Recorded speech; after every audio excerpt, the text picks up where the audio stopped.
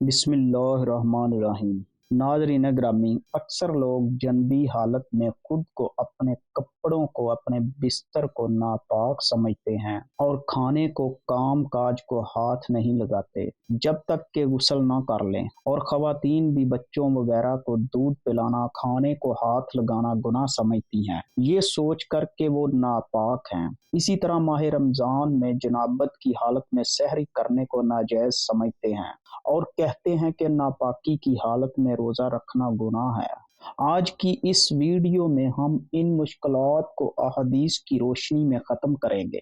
आपसे गुजारिश है कि वीडियो को आखिर तक ज़रूर देखिएगा।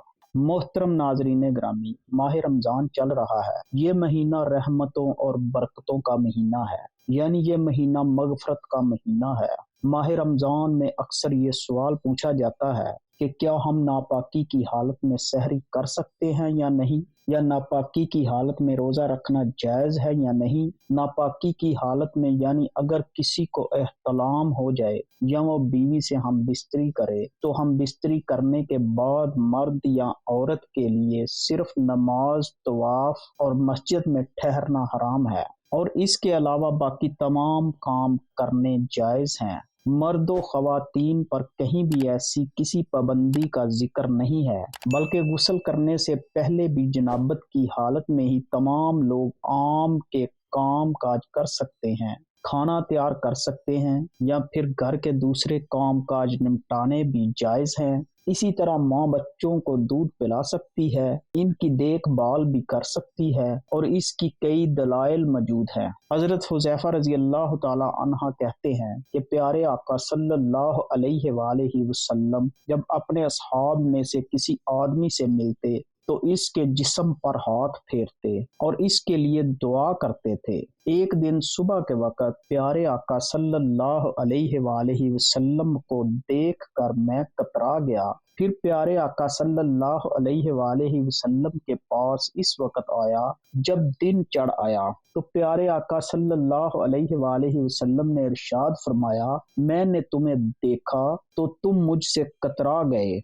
मैंने अर्ज किया, या रसूलल्लाह सल्लल्लाहु अलैहि वसल्लम, मैं उस वक़्त जनबी था, मुझे अंदेशा हुआ कि कहीं आप मुझ पर हाथ ना फेरें। तो प्यारे आका सल्लल्लाहु अलैहि वसल्लम ने इरशाद फरमाया, मुसलमान नापाक नहीं होता। इस हदीस पाक से साबित हुआ जनाबत, हैज और बोलो बराज से इंसान नमाज वगैरह के काबिल नहीं रहता। ये मानवी पलीदी है। ज़ाहिरन इंसान खसूसन मुसलमान पाक रहता है, मंदरजा बाला हालात में इससे मिलना जुलना, इसके साथ खाना पीना, इसका हर किस्म के काम काज करना जायज़ है। कोई फर्क नहीं पड़ता इसका जूठा खाया पिया जा सकता है, वो किसी चीज में हाथ डाल दे मसलन पानी वगैरह में और हाथ को ज़ाहरी नजासत भी ना लगी हो तो वो चीज पाक रहेगी। अब आते हैं अपने मौजू की तरफ कि क्या नापाकी की हालत में सहरी कर सकते हैं या नहीं। तो जवाब इसका ये है कि जिस तरह नापाकी की हालत में खाना पकाना, एक दूसरे से हाथ मिलाना जायज है, इसी तरह नापाकी की हालत में सहरी करना भी जायज है। हजरत अबू बकर बिन अब्दुर्रहमान रजी अल्लाह ताला अन्हा से रवायत है कि मैं और मेरे वालिद हजरत आयशा सिद्दीका रजी अल्लाह ताला अन्हा के पास हाजिर हुए तो हजरत आयशा सिद्दीका रजी अल्लाह ताला अन्हा ने बयान फरमाया कि मैं गवाही देती हूँ कि प्यारे आका सल्लल्लाहु अलैहि वसल्लम इहतलाम के सबब से नहीं बल्कि जमाह के सबब से हालत जनाबत में सुबह करते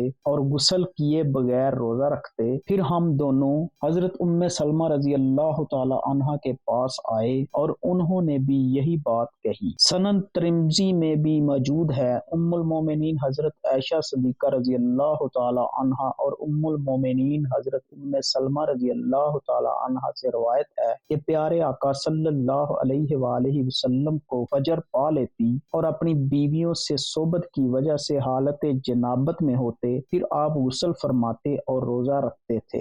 معلوم ہوا کہ اگر کسی شخص پر غسل واجب ہو اور وہ صبح صادق سے پہلے غسل نہ کر سکا اور سحری کر کے یا بغیر سحری کیے نیت کر کے روزہ رکھ لیا تو اس کا روزہ درست ہے۔ ناپاک ہونے کی وجہ سے روزے پر کوئی فرق نہیں پڑے گا، البتہ جلد از جلد غسل کر لینا چاہیے۔ غسل میں اتنی تاخیر کرنا کہ فجر کی نماز قضا ہو جائے گناہ کا باعث ہے۔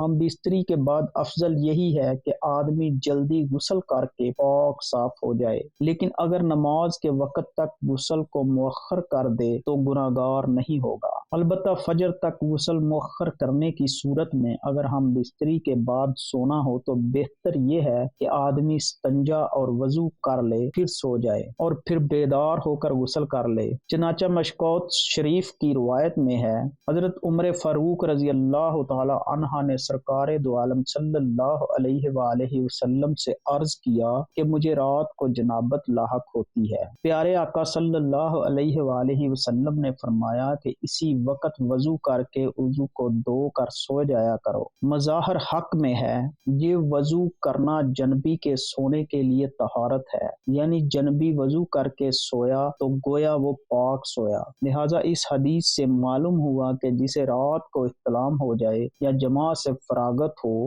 اور اس کے بعد سونے کا ارادہ یا بوجہ کسی ضرورت بے وقت غسل جنابت میں تاخیر کا خیال ہو تو ایسی شکل میں جنبی کا وضو کر لینا سنت ہے۔ اتنی بات اور سمجھ لیجئے کہ حدیث سے تو یہ معلوم ہوتا ہے کہ صورت مذکورہ میں وضو کیا جائے، اس کے بعد وضو تناسل کو دھویا جائے، حالانکہ ایسا نہیں ہے، بلکہ صحیح مسئلہ یہ ہے کہ پہلے وضو تناسل کو دھونا چاہیے، اس کے بعد وضو کرنا چاہیے۔ اس شکل میں حدیث کی مذکورہ ترتیب کے بارے میں کہا جائے گا کہ یہاں وضو کرنا اس لیے مقدم کر کے ذکر کیا گیا ہے کہ وضو کا احترام اور اس کی تعظیم کا اظہار پیش نظر تھا۔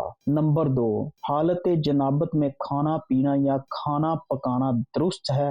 بہتر یہ ہے کہ وضو کر کے کھائے پیے، اور اگر وضو کے بغیر صرف ہاتھ منہ دھو کر کھا پی لے تب بھی جائز ہے۔ بچے کو دودھ پلانے کے لیے ماں کا پاک ہونا ضروری نہیں ہے، لہذا بچہ رو رہا ہو تو عورت ناپاکی کی حالت میں دودھ پلا سکتی ہے، لیکن کوشش یہ کرنی چاہیے کہ جلد از جلد غسل کر لیا جائے۔ حالت جنابت میں زیادہ دیر تک نہیں رہنا چاہیے۔ اللہ تبارک و تعالی سے دعا ہے کہ اللہ تبارک و تعالی ہمیں دین کے احکامات پر عمل کرنے کی توفیق عطا فرمائے۔ ناظرین گرامی، کمنٹ باکس میں آمین ضرور لکھیے گا۔